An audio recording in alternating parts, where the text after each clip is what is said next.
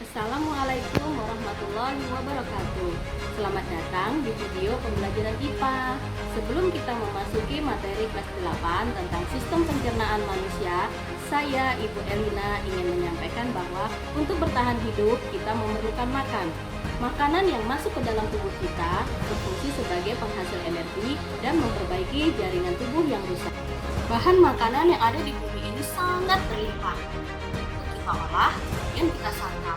Oleh sebab itu, kita harus selalu bersyukur atas semua nikmat yang telah diberikan oleh Allah Subhanahu wa Ta'ala. Dan jangan lupa tetap selalu berusaha dan berdoa untuk mencapai kesuksesan. Baiklah, langsung saja masuk ke materi. Sarapan? Enggak. Sarapan tapi cuma sedikit doang. Nasinya cuma segini doang. Roti dicelupin teh. Aku suka mie goreng. Sarapan teh manis. Itu bukan sarapan, kakak. Itu sakit kayak ada monster di dalamnya. Lemas. Kalau aku mau lari malah nabrak pohon. Gak kontestasi. Bahannya pengen tiduran aja gitu. Penting lah. Kata mama kalau nggak sarapan nanti nggak boleh pergi. Kalau mama nggak ngomong apa-apa. Kata ibu guru Aisyah Putri kalau belum sarapan itu disuruh sarapan yang penting itu. Assalamualaikum warahmatullahi wabarakatuh. Selamat pagi semuanya. Tadi telah kita saksikan bersama cuplikan video wawancara siswa mengenai pentingnya sarapan. Jadi, jika kita tidak sarapan, akan mudah terserang penyakit. Salah satunya adalah sakit MAH atau gastritis, yang merupakan gangguan sistem pencernaan di mana terjadi peradangan pada dinding lambung yang menyebabkan sakit, mulas, dan perih. Gastritis disebabkan karena kadar asam klorida atau HCl terlalu tinggi.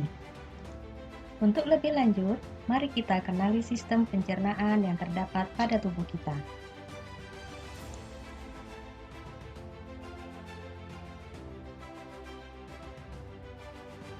Sebelum masuk pembahasan, jangan lupa untuk like, komen, dan subscribe agar kami terus bersemangat untuk membuat video-video baru lainnya.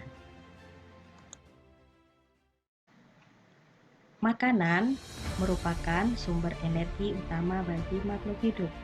Tanpa makanan yang masuk ke dalam tubuh, manusia dapat mati karena tidak punya energi untuk bertahan hidup. Proses pencernaan makanan adalah proses memecah makanan menjadi molekul yang lebih kecil, sehingga dapat diserap oleh tubuh melalui pembuluh darah. Proses pencernaan manusia terdiri atas saluran pencernaan dan kelenjar pencernaan. Langsung saja kita ke saluran pencernaan yang berupa organ-organ pencernaan.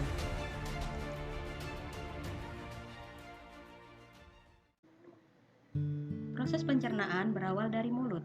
Di dalam mulut, makanan dikunyah dan dilumatkan hingga halus bercampur dengan air liur. Air liur memecah bahan kimia dalam makanan sehingga makanan menjadi lumat dan mudah ditelan. Yang kedua adalah kerongkongan atau esofagus. Sebelum memasuki kerongkongan, makanan melewati faring atau pangkal kerongkongan. Faring merupakan persimpangan antara kerongkongan dan tenggorokan. Di dalam esofagus terdapat katup yang disebut epiglotis, yang berfungsi menutup pangkal tenggorok pada waktu menelan sehingga makanan tidak masuk ke saluran pernapasan. Makanan dapat bergerak dari mulut ke lambung karena adanya gerak peristaltik.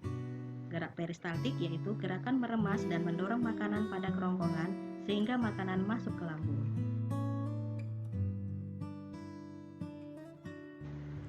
Setelah dari esofagus, makanan masuk ke lambung. Di dalam lambung terdiri atas 3 lapis otot. Otot memanjang bagian terluar, otot melingkar bagian tengah, dan otot miring bagian terdalam. Kontraksi ketiga macam otot tersebut dapat menyebabkan makanan teraduk secara merata dengan getah lambung yang dihasilkan oleh kelenjar di bagian fundus. Proses pengadukan ini membuat makanan berubah bentuk seperti bubur. Getah lambung terdiri atas asam klorida atau HCl, enzim pepsin, dan renin. Asam klorida atau HCl berfungsi untuk mematikan bakteri yang terbawa oleh makanan. Pepsin berfungsi mencerna protein menjadi pepton atau molekul yang lebih kecil. Renin berfungsi menggumpalkan protein susu atau kasein yang terdapat dalam susu yang disebut kimus. Selanjutnya, makanan masuk ke usus halus. Usus halus memiliki panjang sekitar 6-8 meter. Usus halus terbagi menjadi 3 bagian, yaitu duodenum, usus 12 jari, jejunum, usus kosong, serta ilium, usus penyerapan. Pada usus halus terdapat jonjot-jonjot usus yang disebut pili. Pili berfungsi memperluas penyerapan sari-sari makanan sehingga makanan yang diserap lebih banyak dan lebih cepat. Duodenum bermuara 2 saluran, yaitu saluran empedu dan saluran pankreas. Saluran empedu mengalirkan getah empedu yang dihasilkan oleh hati. Saluran pankreas menyalurkan getah pankreas yang dihasilkan oleh pankreas di bawah lambung. Pada getah pankreas mengandung 3 macam enzim, yaitu lipase, amilase, dan tripsin. Setelah dari duodenum, pencernaan makanan dilanjutkan di jejunum, kemudian penyerapan zat makanan terjadi di ilium. Glukosa, vitamin yang larut dalam air, asam amino, dan mineral setelah diserap oleh pili usus halus akan dibawa oleh darah menuju hati dan diedarkan ke seluruh tubuh. Kimus yang sudah melalui usus halus akhirnya masuk ke dalam usus besar. Dapat dikatakan sebagai zat-zat sisa. Usus besar berfungsi mengatur kadar air pada sisa makanan. Bila kadar air pada sisa makanan terlalu banyak, maka dinding usus besar akan menyerap kelebihan air tersebut. Sebaliknya, bila sisa makanan kekurangan air, maka dinding usus besar akan mengeluarkan air dan mengirimnya ke sisa makanan. Di dalam usus besar terdapat banyak sekali flora usus, yaitu E. coli, yang membantu membusukkan sisa-sisa makanan dan membentuk vitamin K.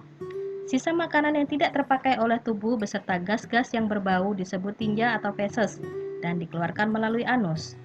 Anus merupakan lubang tempat pembuangan feses dari tubuh. Sebelum dibuang lewat anus, feses ditampung terlebih dahulu pada bagian rektum. Dari penjelasan di atas, kita harus bersyukur kepada Allah atas kesehatan yang telah diberikannya. Oleh sebab itu, kita wajib menjaga organ-organ tubuh kita agar tidak mudah terserang penyakit, khususnya organ pencernaan. Jadi, makanan yang kita makan itu sangat penting bagi tubuh kita. Jangan sampai kalian terlambat makan ya. Makanlah teratur 3 kali sehari dengan makanan yang bergizi dan higienis. Karena makanan yang kita makan sehari-hari adalah untuk sumber energi dalam melakukan aktivitas, untuk pertumbuhan, dan untuk memperbaiki sel-sel. Sekian informasi sistem pencernaan pada manusia.